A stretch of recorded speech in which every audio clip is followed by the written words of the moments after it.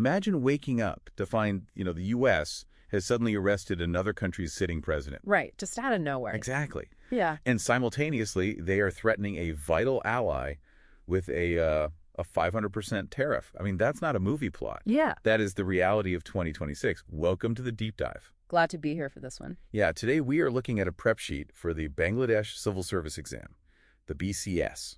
It's this densely packed worksheet by Naeem Hassan. Which is such a fascinating non-Western lens to view all these rapid global events through. Right.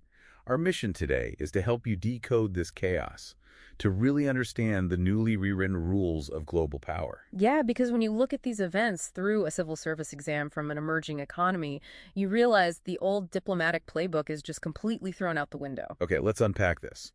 Because if traditional diplomacy was like, I don't know, a corporate merger with lots of lawyers and endless meetings, this new era is just a hostile takeover. A geopolitical wrecking ball, basically. Exactly. You bypass the board of directors entirely and just seize the assets.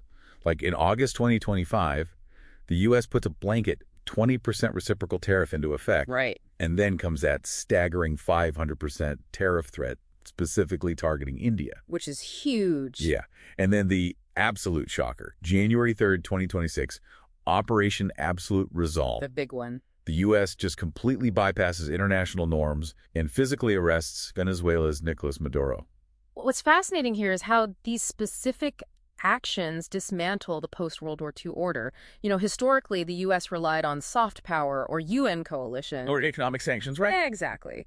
But these sources show this massive shift to direct unilateral enforcement. Like the 20% tariff. Yeah, it's the U.S. deciding WTO dispute mechanisms are just too slow. They opt for immediate punitive leverage instead. And the Maduro arrest basically says sovereign immunity isn't a shield anymore if you cross Washington.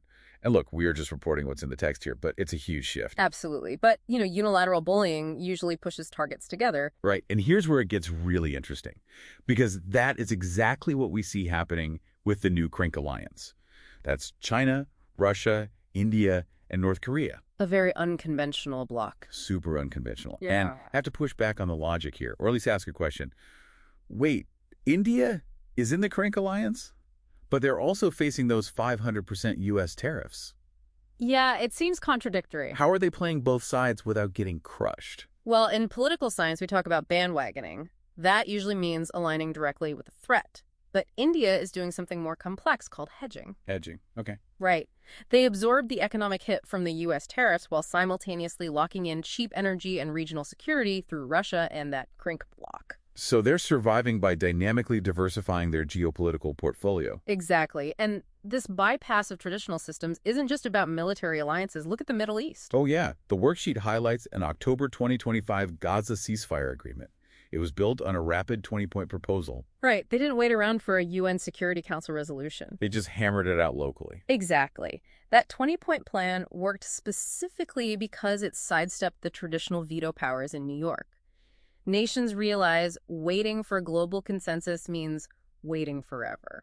So while superpowers are playing hardball, emerging economies have to figure out how to survive. The source uses Bangladesh as the ultimate case study in this survival strategy. Economic hustle, basically. Yeah.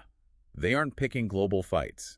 They rank first globally in Hilsa fish supply and jute exports, second in garments. And an impressive 24th in women's empowerment. Exactly. But when you look at all this shifting global power, what stands out to you, the listener, as the biggest risk? Because for me, that economic hustle is impressive, but it's masking a much deeper vulnerability. Oh, right. Because you can export all the garments in the world, but if your local supply chains break down, you're done. Yep. Actually, looking at the timeline in the worksheet, the biggest risk might be that ticking clock on December 31st, 2026. The water treaty? Yes, when the Ganges water-sharing treaty between Bangladesh and India expires. Spot on.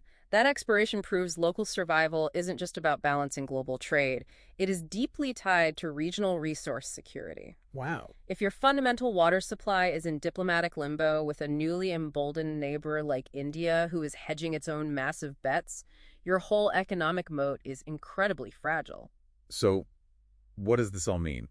We have clearly shifted from a predictable, rules-based world to a highly transactional one. Definitely. The old institutional frameworks are being dismantled for speed and survival. Every nation, from the U.S. to Bangladesh, is bypassing the red tape and fighting for immediate leverage.